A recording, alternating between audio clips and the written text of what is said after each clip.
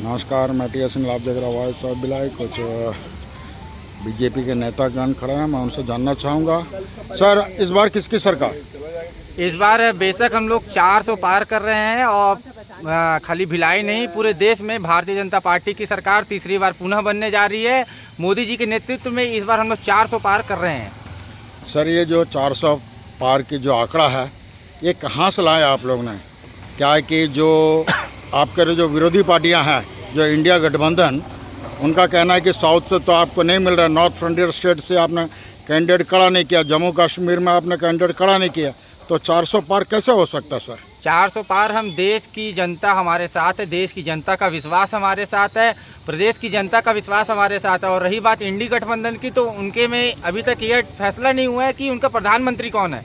अभी तक तो पहले अच्छे तरीके से पहले ये फैसला कर लें कि संडे को कौन प्रधानमंत्री बनेगा, मंडे कौन बनेगा, पहले इस चीज़ का तो फैसला कर लें, फिर 400 पार का हमारे लक्ष्य की बात करें वो। सर, लेकिन संविधान के हिसाब से तो जो एमपी चुना जाता है वो अपने नेता चुनते हैं, पहले से क्यों बताएं? उनका कहना यही है। हमारा नेतृत्व साफ है, हम पूरे भारतीय जनता पार्टी से माननीय श्री नरेंद्र मोदी जी के नेतृत्व में चुनाव लड़ रही है। और मोदी जी खाली हमारे नेता नहीं है, पूरे विश्व के नेता हैं। आज हमारे देश को विश्व के स्थान पे लेके आ रहे हैं। जिस देश में हम भारतीय जनता पार्टी को कोई जानता नहीं था, आज वो विश्व की सबसे बड़ी पार्टी है। जहां भारतीय जनता पार्टी या भारत के प्रधानमंत्री को नहीं बुलाया जाता था, आज वहां भारत का प्रधानमंत्री अध्यक्षता कर रहा है। सर, देश की बेरोजगारी के बारे में क्या बताएंगे आप? देश की बेरोजगारी दिन प्रतिदिन कम होते जा रही है। बेरोजगारी दर जो था उसको दिन प्रतिदिन कम करने में हर प्रकार के निर्णायक फैसले भारतीय जनता पार्टी ले रही है। और आने वाले समय में निश्चित तौर पे आप ये देख सकते हैं कि बेरोजगारी दर बहुत ही कम रहेगा हमारे भारत में। और सर, महंगाई के बारे में क्या कहेंगे आप?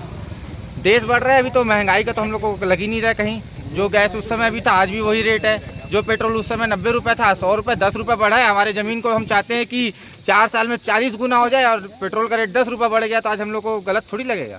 लेकिन सर, इंटरनेशनल मार्केट में तो क्रूड ऑयल का तो रेट कम है। इंटरनेशनल मार्केट में भाजपा की जीडीपी तीसरे नंबर पे 5वें नंबर पे आ गई है। अब हम तीसरे नंबर पे करेंगे इन 5 साल के अंदर। सर, भाजपा देश नहीं होता ना सर, भाजपा देश नहीं होता है। आप कैसे कह रहे हैं? भाजपा का नहीं, भारत का नाम होना चाहिए, कहीं भी भारत का नाम होना चाहिए। आप भाजपा का नाम कैसे ले रहे हैं? मैं नाम भारत का ले रहा हूँ कि आज पूरे विश्व में जहाँ भारत को कोई बुलाता नहीं था, जहाँ भारत के प्रधानमंत्री को कहीं बुलाया नहीं जाता था, बुलाने पे साइड खड़ा किया जाता था, आज उसी भारत का प्रधानमंत्री हर देश की अध्यक्षता कर रहा है। G20 जैसे बहुत बड़े महाविश्व सम्मेलन में ये अध्यक्षता भारत में हुई, और इतना बड़ा सम्मेलन हमारे भारत में हुआ, हमारे लिए बहुत बड़ी सौभाग्य की बात है। और आगे आपका क्या विचार है?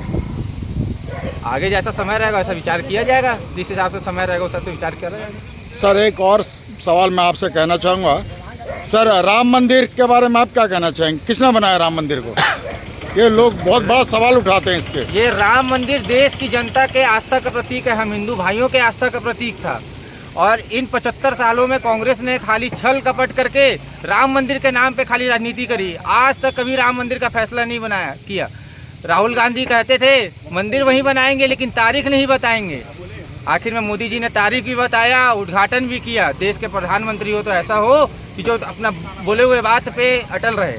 सर, वो तो सुप्रीम कोर्ट का डिसीजन था ना सर? हाँ, डिसीजन सुप्रीम कोर्ट का था, तो मोदी जी बीच में कहाँ से आ गया? लेकिन 7 दिन इतनी कड़ी तपस्या करके रहना, जो आदमी नवरात्रि में उपास रह सकता है, जो आदमी राम मंदिर के लिए कड़ी तपस्या, नारियल पानी पी के रहना है 7 दिन, क्या कोई रह सकता है? क्या राहुल गांधी रह सकते हैं क्या? सर, राहुल गांधी तो प्रधानमंत्री नहीं है ना सर, वो बनने लायक भी नहीं है। अब बनने लायक वो ना हो तो कांग्रेस के लोग और जनता बताएंगे। हम और आप कौन होते हैं बताने वाले? जनता मान ली है कि भाजपा आएगी तो नरेंद्र मोदी जी आएंगे। तो मोदी जी पक्का इस बार आने का? मोदी जी एकदम पक्का आ रहे हैं, 2000% की गारंटी है। इस बार मोदी जी पूरी 400+ सीट के साथ हम लोग भारतीय जनता पार्टी केंद्र में सरकार बना रही है। हमें तो नहीं लगता मोदी जी के अलावा कोई ऑप्शन है, सीधी और साफ बात। मोदी जी है वन एंड ओनली ऑप्शन, उनके अलावा कोई ऑप्शन ही नहीं। तो मोदी जी का बाद में क्या होगा सर? ये बहुत बड़ा सवाल उठता है। मोदी जी रहेंगे तो फिर उनके नेतृत्व नहीं, उनके मृत्यु आज अभी चाय पी रहे हैं, बाद में काढ़ा पिएंगे। हमारे भाजपा के पास बहुत सारे चेहरे हैं, कांग्रेस के पास सिर्फ एक ही चेहरा है और वो है राहुल गांधी। सिर्फ एक परिवार है उनके पास चेहरा। उसके अलावा कोई चेहरा नहीं है कांग्रेस के पास। कांग्रेस कभी किसी को मौका नहीं देती, केवल अपने परिवार को छोड़ के। अभी आप सुन रहे थे बीजेपी के कुछ नेतागण के बात। धन्यवाद।